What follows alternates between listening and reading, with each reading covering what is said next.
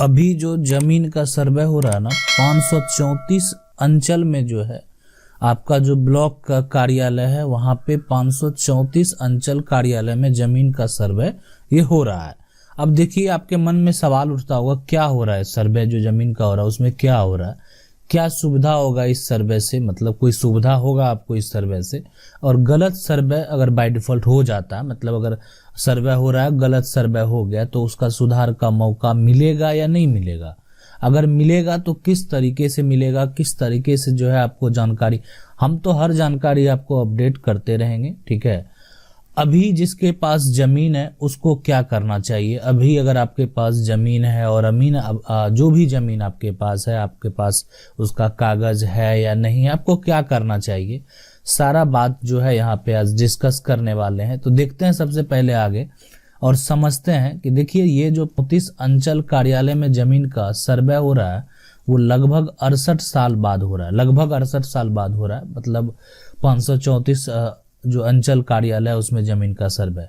अब बिहार विशेष सर्वेक्षण बंदोबस्त अधिनियम 2011 के तहत जमीन का राजस्व नक्शा व खतियान को अपडेट करने के लिए विशेष सर्वेक्षण होना है। अब आपके मन में सवाल आएगा कि बिहार विशेष सर्वेक्षण व बंदोबस्त अधिनियम 2011 हमको नहीं पता है, नहीं पता है तो हम आपके इसके आधारित जो है ना, आप अगर कमेंट करेंगे तो हम एक स्पेशल वीडियो बना देंगे कि बिहार विशेष सर्वेक्षण बंदोबस्त अधिनियम 2011 क्या है इस चीज को। ठीक है, ऐसे आप समझ लीजिए, जिन लोगों को माइंड में ये चीज है और समझ में आ रहा है, तो उसी के तहत जमीन का राजस्व नक्शा व खतियान को अपडेट करने के लिए विशेष सर्वेक्षण होना है। ठीक है, और ये सर्वे 68 साल बाद जो है लगभग हो रहा है। पहले बहुत पहले का सर्वे था और उससे पहले भी एक बार सर्वे हुआ था, नहीं जो पुराना खतियान है, और अभी जो आपका नया खतियान है।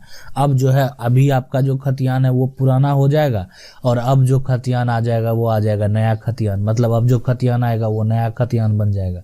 ठीक है, और जमीन की जमाबंदी जो है अप टू डेट नहीं रहने से जो है अभी ऑनलाइन लगान जमा में बाधा आ रही है, दाखिल खारिज में भी कठिनाई होता है, मतलब बहुत तरह का समस्या हो रहा था। क्या होता था कि लोग अपना जमाबंदी जो है कायम नहीं कराते थे, उसका लगान जमा नहीं करते थे और उसका जो एक तरह से कोई ऑनलाइन रिकॉर्ड पे भी ध्यान नहीं देते थे, जाके मतलब एक रसीद कटा के आ गए और कोई रिकॉर्ड ऑनलाइन है नहीं। अब दाखिल खारिज की प्रक्रिया ऑनलाइन हो गई है, दाखिल खारिज का प्रक्रिया हो या रजिस्ट्री का प्रक्रिया हो, तो वो लगभग आप देखें रजिस्ट्री आप जाते हैं ऑनलाइन, कंप्यूटर के बाद सब कुछ जो है डिजिटल, सिग्नेचर भी डिजिटल होता है। ठीक है, अब एक वो फॉर्मेलिटी के लिए जो है रजिस्टर पे भी एक बार दस्तखत करा लिया जाता है। ठीक है, लेकिन सारा काम लगभग जो है वो ऑनलाइन प्रक्रिया के तहत होता है वहां भी, तो ये सारा दिक्कत हो रहा था वहां पे। जमीन का जो भी रजिस्ट्री हो, जमाबंदी अप टू डेट नहीं रहने से भी बहुत सारा जो है दिक्कत हो रहा था। तो इसके लिए ये जो है एक अब नया तरीके से, ठीक है, ये सर्वे जो है कराया जा रहा है। और सर्वे अगर बात करें ना, सर्वे होने से लोगों का जमीन का जो है स्वामित्व प्रमाण पत्र, लगान जमा, मोटेशन आदि सब में सुविधा हो जाएगा, मतलब लोगों को उतना दिक्कत नहीं होगा उस चीज के लिए, है ना, कि इसलिए कि वो एक इस तरीके का प्लेटफॉर्म होगा ना कि हर चीज में जो है आपको सुविधा मिलेगा, कि मतलब कोई रिकॉर्ड जो है ना ढूंढने के लिए बहुत पेज जो है पलटने की जरूरत नहीं पड़ेगी, आसानी से सारा रिकॉर्ड मिल जाएगा।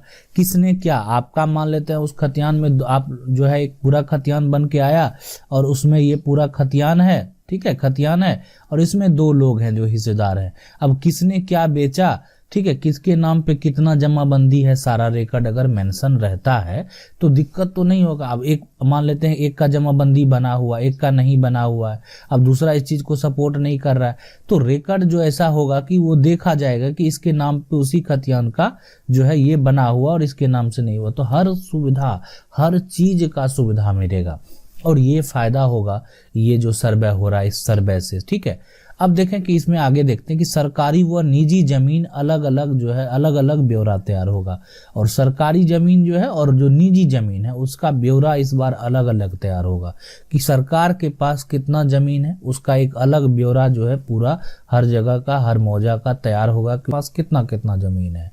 ठीक है, और इसमें जो अगर बात करें तो टोपोलैंड की जानकारी मिलेगी, जमीन का जो है गलत दाखिल खारिज नहीं होगा।